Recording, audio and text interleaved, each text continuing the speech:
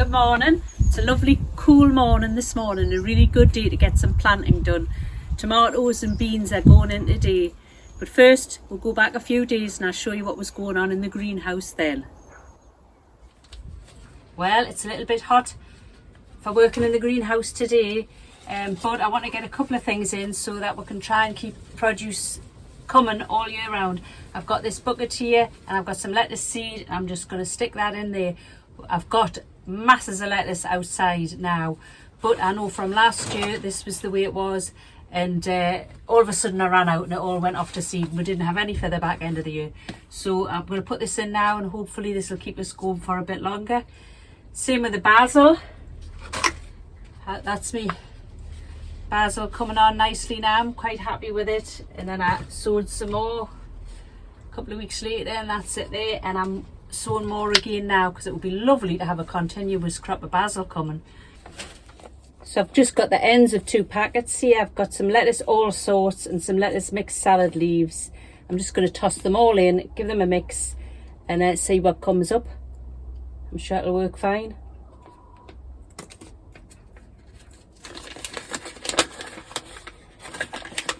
Uh-oh, disaster. Actually, that's an empty packet. There's only a tiny few in that one. Oh well. Scotch that idea. Maybe I'll put some basil in there too. Mix them in. Right, I've just popped up to the house to see what else I've got. And I've got some other lettuce seed here which I'm going to pop in as well. I think these are little gem. Whoops, loads there. Right. There we go. So that'll give us some lettuce in a couple of months. I'll just tumble that over. I might scatter a little bit of extra soil on the top of there, compost on the top, and give it a water. And I'm just going to set that outside. Well, same again, when I've looked to see how much basil seed I've got left, I actually don't have that much. So I'm just going to sow into 2 of these pots.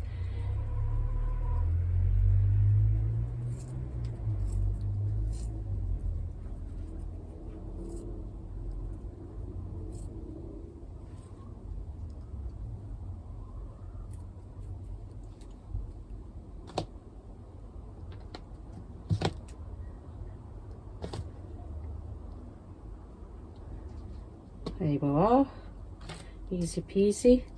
I'll give them a water. I think I'll keep those in the greenhouse though. Right, next thing I want to do is transplant some of these. I've got some January king cabbages and some sprouts. The sprouts I planted earlier in the year just faded away to nothing. I don't know what was wrong with them. Haven't got a good germination rate for these cabbages or the sprouts, but I'm going to pot them on now because it's going to be quite some time before I can get them into the ground. I haven't got any space for them at the minute. So I'm taking them out of these little cell trays, pot them on in the bigger ones, and hopefully pretty soon they should really be out the greenhouse because it's too warm in here for them. They're leggy.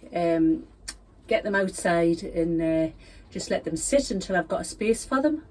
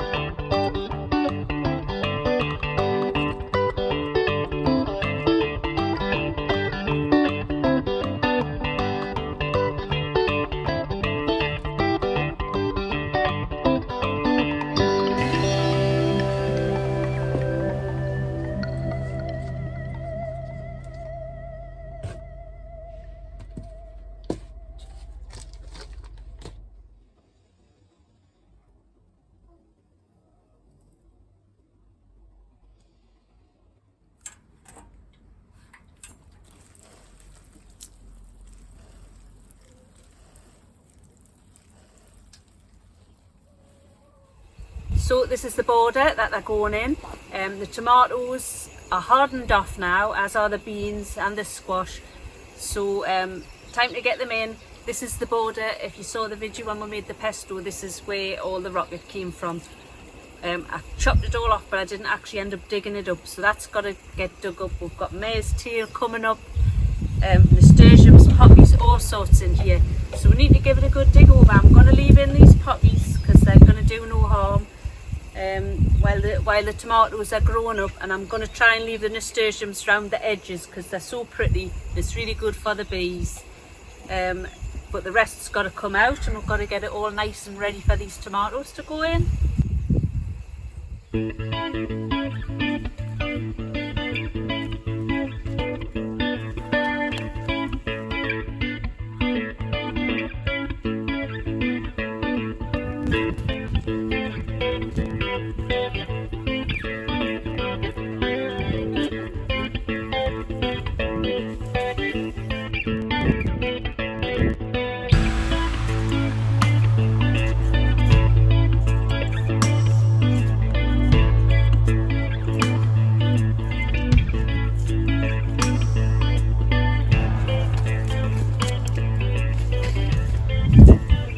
Giving this a light rake over, we're not digging it right and giving a good turnover. I know there's big debate these days about whether you should do no dig or dig. As for me, I'm all for no dig. Why dig if you don't have to? But a lot of people seem to think they've got to religiously keep the one or the other, and they're adamant about it, and I can't really see the point in that. If I want to dig something, if it's more appropriate I feel, or if it's just going to be easier in the long run, I'll dig. But if I don't have to dig, I won't dig, and we're not going to dig this. As I say, just dig up the weeds and give it a quick rake, and then it'll be all ready. Well, it's pretty much ready now.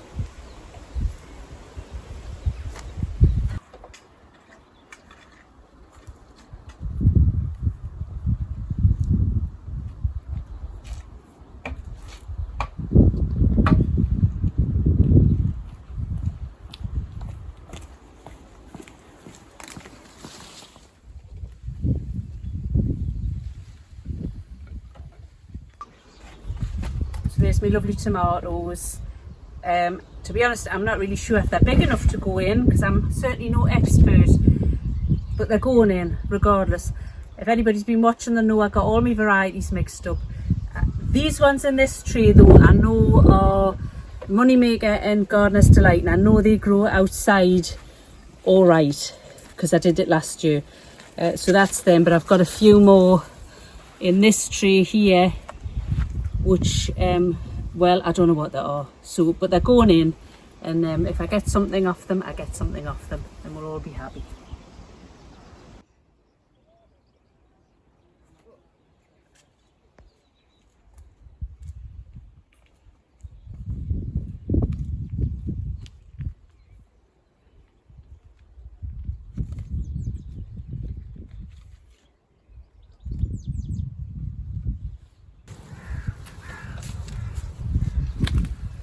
So I've got this gooseberry bush right at the side of this tomato border, and I've decided we're just going to take it out because it's right in the way. It keeps spiking us, and more than that, it doesn't even produce any gooseberries, so it's coming out. It's mildewy as well, you know. Yeah, we'll always get mildewy, don't they?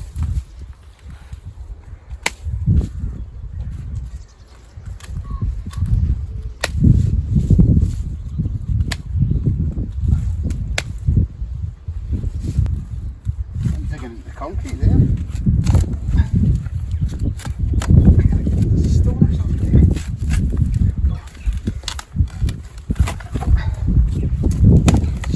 Not enough room there, is there? I mean, alternatively, you could just leave it there and we could just let it grow up next year and see if it does any better. Snip it all back. Just cut it right down. Okay. Change of plan. Change of plan. It's had a reprieve.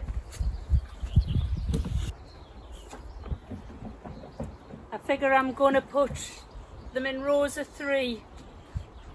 I should get about 15 in this border, I hope, and stake them as I go. Unfortunately, I've just looked in the shed and I don't know where all the stakes have gone. We're a bit short, but I'll stake what I can, and we'll get some more stakes and do that in a couple of days. Now, the thing with tomatoes is you don't have to be frightened about how deep you plant them. In fact, the deeper you plant them, the better, really. You know, I could take those off and take those 2 lower ones off and plant it right up to there. It'll grow roots and it'll be a stronger plant in the long term if I do that. So I'll take off that one. I think I will just do that. I'm going to take off those bottom stalks and I'm going to plant it right up to there.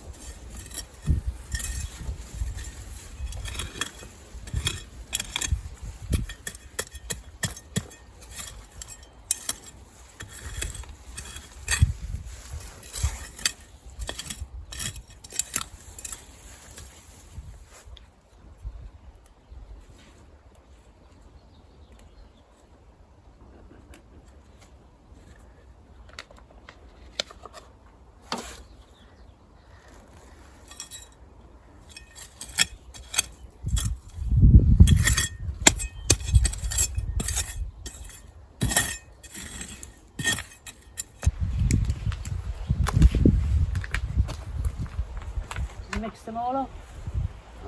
You did? I may have done. Are they 2 different types? Well, there's one lot I know what they are, Uh-huh. and there's the other lot I don't. That really matters, like. Oh, Mr. Shiny Black Beetle. They're handsome, aren't they? What's the thing, how they come out the earth so Yeah, so shiny. shiny.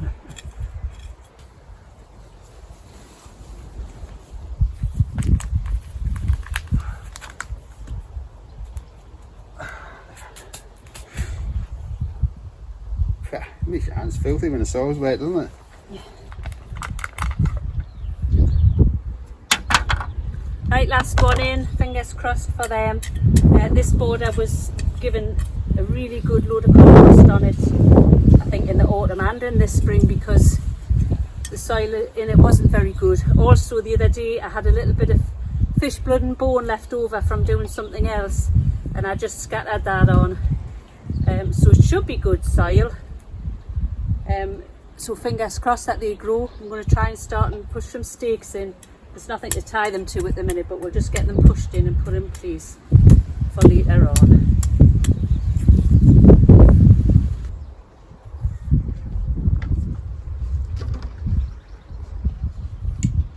I'll have to get more canes. Yeah, there's a few at home. Drastically short here. So this border has become a bit of a conundrum really to me. I put in runner beans and some of them have been decimated. Luckily my allotment neighbour gave me some more and they are coming on all right, and I've planted some more of my own. I planted them far too early, as I said earlier, and the motto is just don't plant your beans too soon, especially when the year's as cold as it was. The thing is about this border though is there's loads of volunteer potato plants have come up. Normally I would just pull them. However, because I've planted my main crop potatoes in amongst the broad beans, I don't think that's going to work, and I don't think I'm going to get many potatoes back off that. So I'm just going to let these volunteer ones grow, because a potato is a potato after all. Anyway, my figuring is I can't see why beans and potatoes can't grow together. The potatoes are going to stay quite low, the beans are going to climb, so everybody should be happy. So I'm going to put these into this border if I can find space now. So I'm just sorting these out because I've got some of the tall runner beans and I've got some dwarf ones. So my tall ones are White Lady. I've got 3 of them. I don't think I'll grow them again because they just don't seem as vigorous as the Scarlet Emperor ones, which I've grown before. And the dwarf ones, it's strange to me, they're bigger at this point than the ones that are supposed to be tall. And I know I haven't got these ones mixed up. I presumed dwarf ones wouldn't need staking, but that's kind of leggy. Anyway, we'll get them in the ground. If they need staking at a later date, we can do that. I've got 4 dwarf and 3 of the tall ones, and that should just top that border up nicely, and it should be full enough by then.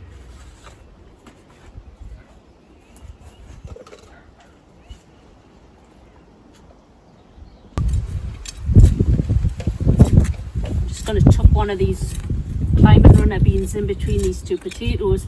I just hope it's not too much competition for the bean, but we'll find out, won't we?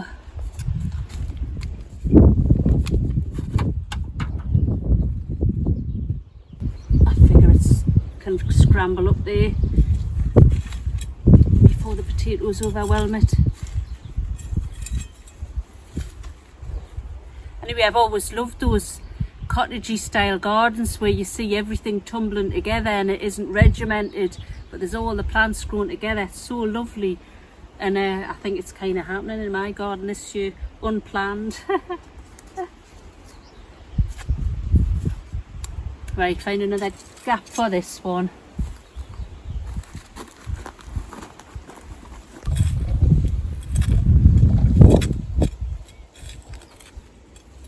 Pretty awkward doing this when all the wire and the stakes are in already.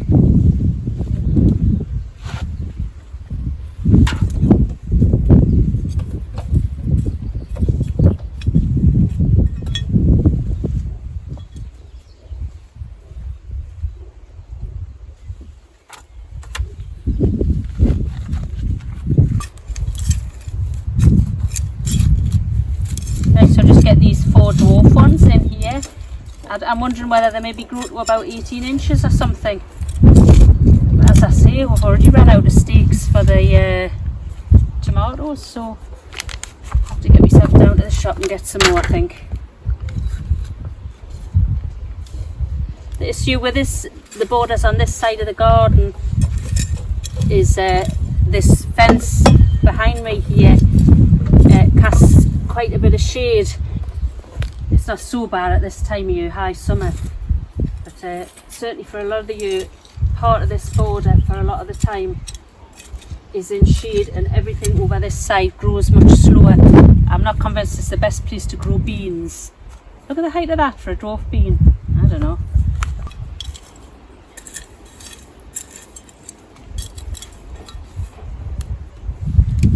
Oh, right. That's it. It's starting to actually feel like my garden's full of stuff growing now. It's starting to actually feel like I feel like it should feel. Anyway, I think that'll do me for today, because I'm going to go home and get me dinner. I'm shattered. And thank you for joining us, and I'll catch you on the next one. Bye.